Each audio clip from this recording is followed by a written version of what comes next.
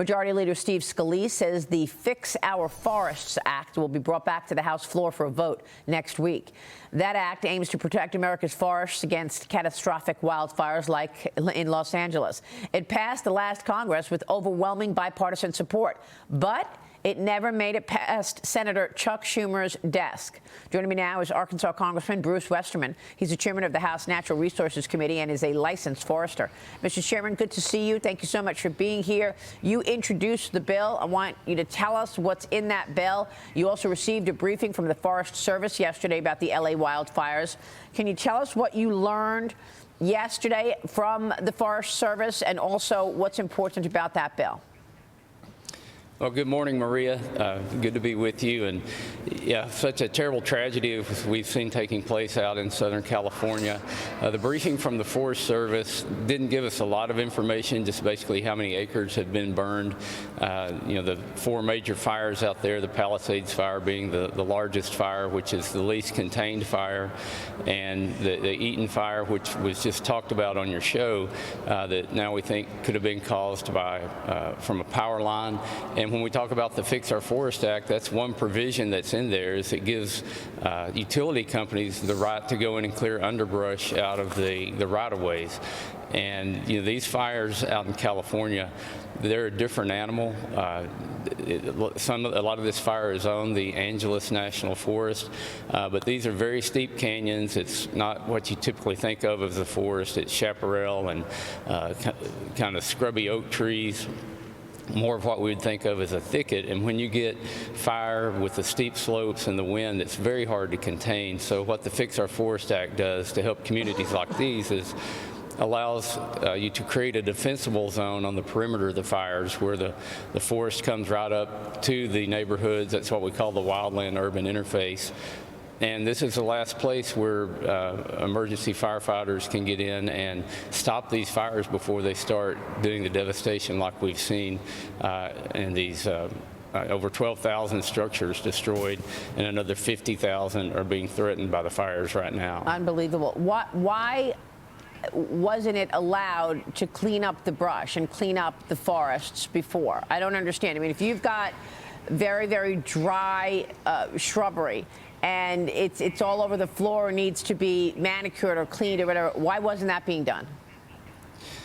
Well, I've said before, we love our trees to death, and we've put environmental laws in place that have been abused and have been weaponized, and they're actually doing more harm for the forest, which, something we're going to see after this is rains coming. We're going to see mudslides and a lot of erosion. So you're doing damage to air quality and water quality. You're doing damage to wildlife habitat. And we have to put common sense back into the equation. We have to use the science we know on how to manage forests, how to create these defensible zones, and how to build fire-wise communities, because once these things start and you get the embers flowing, they can travel a mile and reignite another fire. A very tough situation to make these areas fireproof, but we know some things that you can do, and we give those authorities in the Fix Our Forest Act, which you mentioned passed with a large bipartisan vote last Congress in the House. My friend Scott Peters, a Democrat from San Diego, he co-authored the bill with me. We had multiple Democrat co-sponsors. Speaker Pelosi voted for this bill along with 55 other Democrats, but Chuck Schumer wouldn't bring it up for a vote. Why? Why wouldn't Chuck Schumer bring it for a vote? I mean, we've been talking about the policy failures all week. And Devin Nunes, for example, former California congressman, now the head of Trump Media, said it's very simple. It's three things. It's logging, it's grazing, and it's water. They didn't do the logging. They wouldn't allow the timber industry to come and cut down trees. They wouldn't do the grazing. They got the farmers out of there. They didn't want the animals to be eating the grazing, and they didn't store water. These are policy failures. Are you saying this could have been avoided with different policy?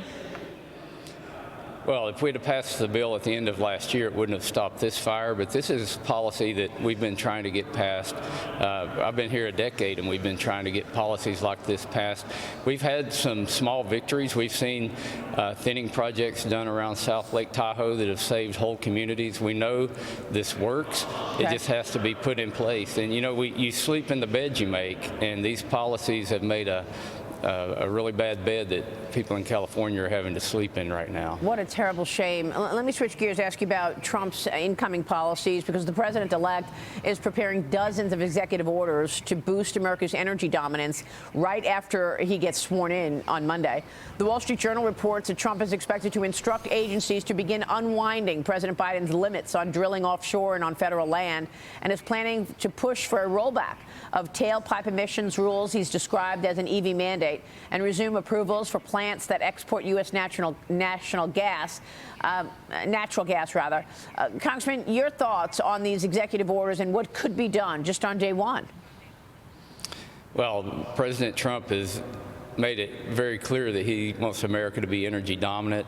Those executive orders and policies that he's promoting will help get America on the right track for that.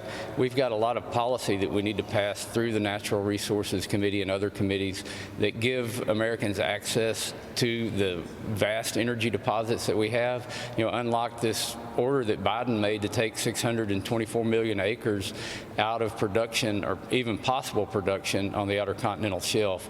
It's going to be a 180 and full speed ahead from the current administration to the next administration, and I'm very excited about what President Trump and Republicans in the House and the Senate will do to create energy dominance here in America again. All right. We'll be watching all of that coming up. Congressman, it's good to talk with you. Thanks so much. You too, Maria. Have a great day. Bruce Westerman joining us.